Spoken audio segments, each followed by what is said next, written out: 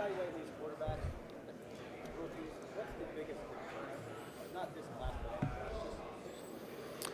Just the command that they would have, the ability to learn, how they process. Those are things that would, really bother you as you're going through the process. But you also look about what they can do. Is it correctable? Can you work with them? And so those are the biggest things. But those first three would probably be the biggest turnoffs looking at quarterbacks. Yeah, I'm really excited about both of them. Terrace really took off during OTAs early in the season, and then just kind of, didn't have the production that we thought he might have. He's got all the talent in the world, and I'm really excited about his future. Shy, every day in practice, he made a great catch, did a lot of different things. We just need to have him find a spot on the special teams, whether it's a punt returner, as a gunner. That's how he's going to address consistently, and then he can be that fourth receiver and help us throughout the season. But I'm excited about the future for both.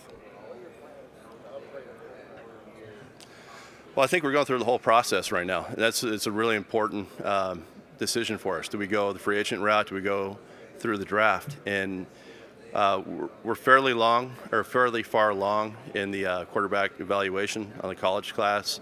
We've gone through it from a free agent standpoint. We'll look at all other options that are out there, but that's definitely a priority for us, that as well as the offensive line.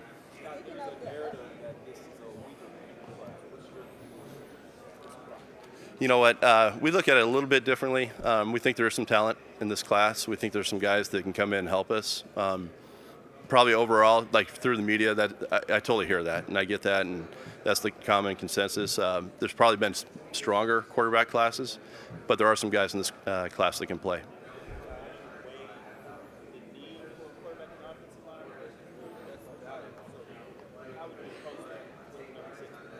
The need of offensive line compared to quarterback? Well, obviously it's going to be best available. We went into this offseason with an emphasis on the offensive line. We see a lot of different options through free agency and through the draft, how we can address the offensive line as well as quarterback. So the biggest thing we want to do is have options at pick 6. Do we move back? Do we stay there and pick a franchise-type player at 6? Is it the quarterback? Is it the offensive lineman? That'll come into focus. We feel like there'll be a really good player there. Scott, you guys were connected to Watson last year. You think you'll be you think he'll be moving before the draft? He is under contract with another team, so I can't really say much about that. I'd say any player in general, we always monitor and see what's happening across the landscape. Christian McCaffrey, you guys going into a season, same workload or anything? Yeah, I think every year you evaluate, what's best for each player, and not just Christian, but for everyone. The talk is he's been hurt the last couple of years. They've really been kind of freak injuries. The one in Miami was a freak injury. Someone fell on top of him. I think what we'll look at is, are there different ways we can practice? Are there different things we can do during the week with Christian? I know he's very in tune with his body. He's really studying that as well. And we'll do anything we can to help him. But I think more than anything, those kind of been more freak injuries than anything else.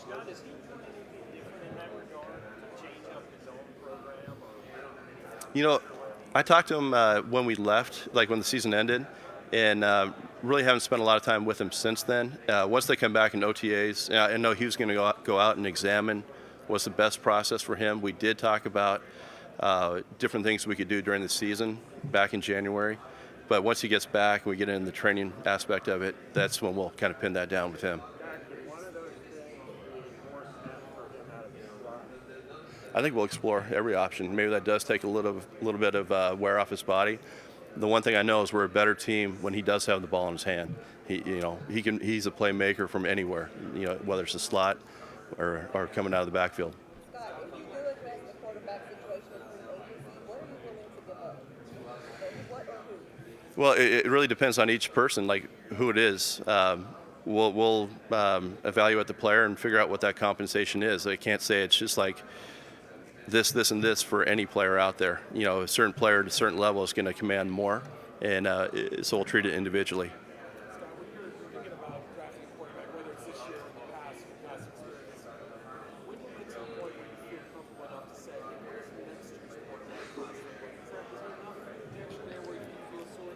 We're already doing that.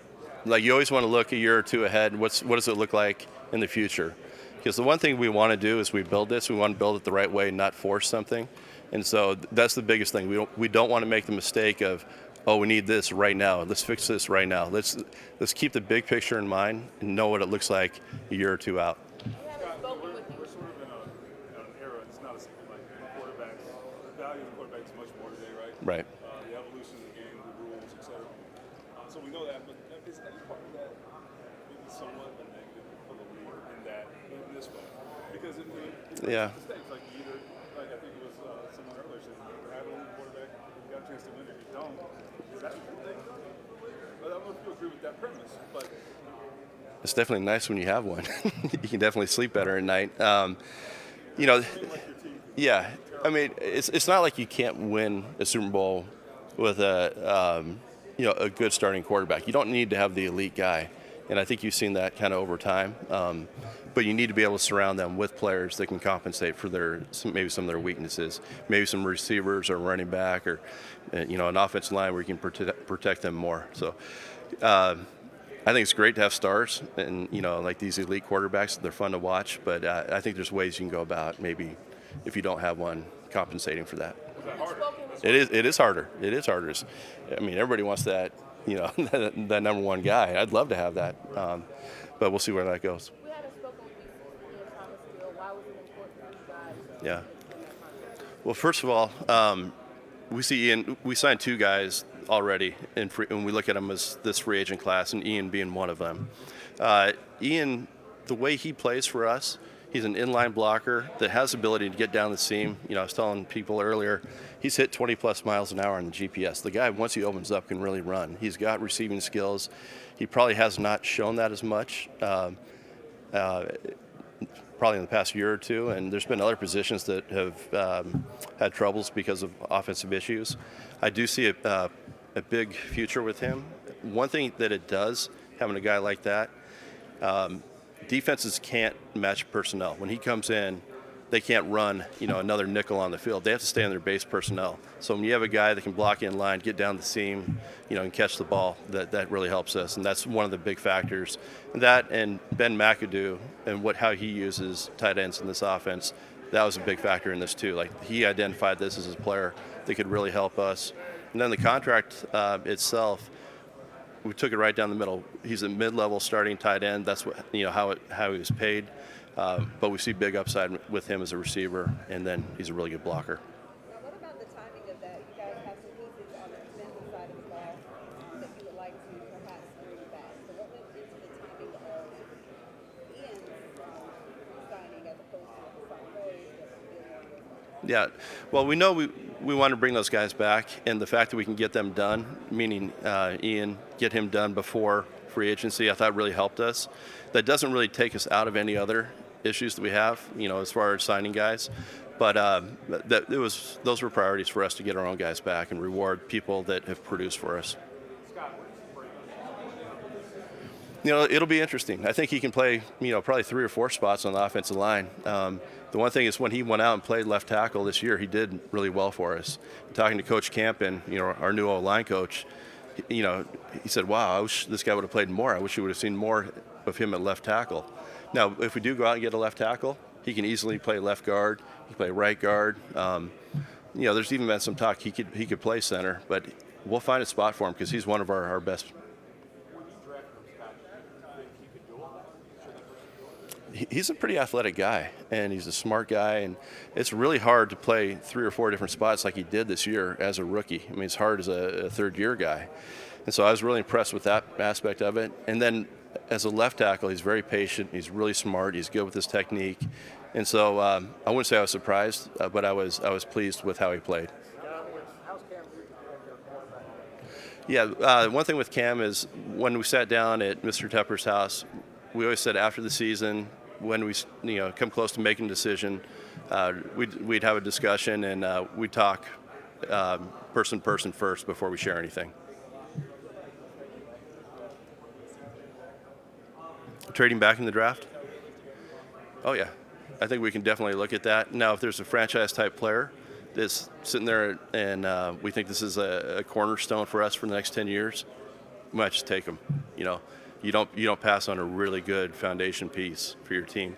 However, if there's opportunities or the compensation is so much where you just can't pass on it, we'll always go back. We'll look at the other options because there's a lot of good players in this draft that can help us. Scott, was the Luvu signing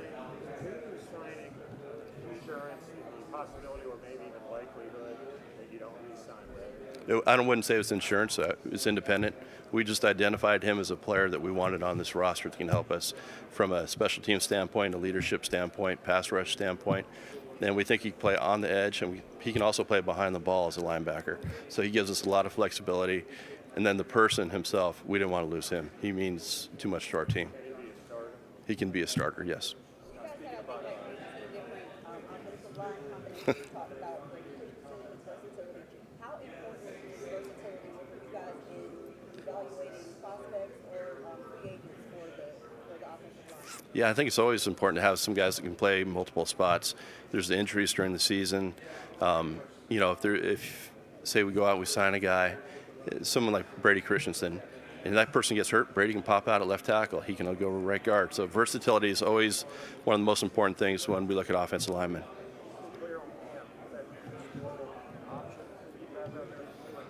Yeah, we're still open to Cam, but again, we want to have that conversation with him directly. Are you comfortable if all the dust settles and Darnold's still your starting quarterback, can he be a playoff caliber quarterback, Super Bowl quarterback like your own? Yeah, I'd say Sam's the first to tell you he didn't play as consistent as he needed to last year. There are a lot of different factors in that, including the offensive line, injuries with Christian. But he needs to take that next step. We need stability at the quarterback position, whether that's Sam, whether that's someone else. Someone needs to take hold of that position and own that. And right now it's open. If Sam does it, that'd be great, but it's open.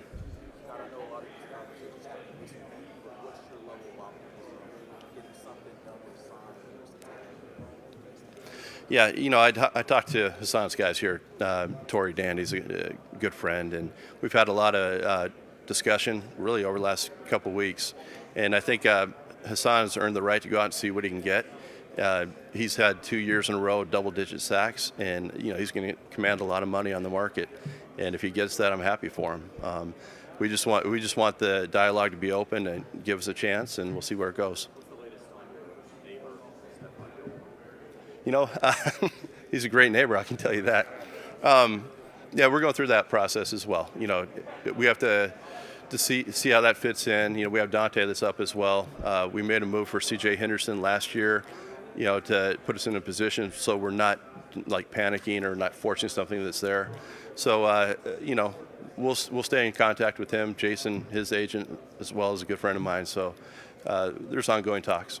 After you talked about not panicking, 5-win seasons, how do you balance not panicking but having a sense of urgency when it comes to? I tell you what, winning can't happen fast enough around here. I think there is urgency, and there's an opportunity this year. And I think as long as we keep making good decisions one after another and keep stacking this and building it the right way, it'll happen.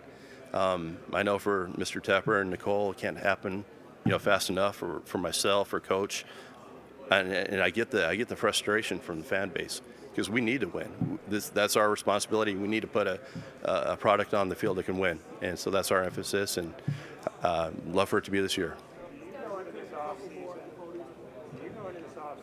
thinking, how many starters do you think you have right now? How many starters do I think we have? Well, I tell you what, talking to Coach Camp, and I think he's optimistic about guys that we do have on the roster and their development and guys he thinks he can play. And then we're also going to go outside. We are going to address this in free agency and the draft as well. So we'll get that position settled. That's been an emphasis from day one since the season ended, is getting this offensive line right, and that's what our focus is. Scott, you met with a lot of these quarterbacks already at the Senior Bowl. How do those interviews differ or evolve? They've been good. At the Senior Bowl, we can take more time with them, or you can talk to them on the phone, do different conversations. Here, it's a 20-minute snapshot, and how much can you really find out about a quarterback in 20 minutes? You can get a feel for their personality, but to really dig in and get to know them, we're going to go out to their pro day. We'll fly them in. The quarterback position is such a hard position to evaluate, and the character makeup more than any other spot is such a major factor. So we can't spend enough time learning who these guys are. So we're going to do that. This will be the last. Who's that? We'll do it down to the side. Who else? Oh, man, go ahead, man. Yeah, okay, thank you. The NFL staff are hiring the Wonderlic test, I know, this year. This first time in like 20 years, I think. How do you feel about that as an evaluation? I know some teams are still doing it on their own. Is this something that you're still doing, find value in it, or are you kind of replacing it with different type of direction? I think, yeah, we'll be creative about how we replace that. You know, it's been a comfort factor more than anything. Like, hey, what do you get? Okay.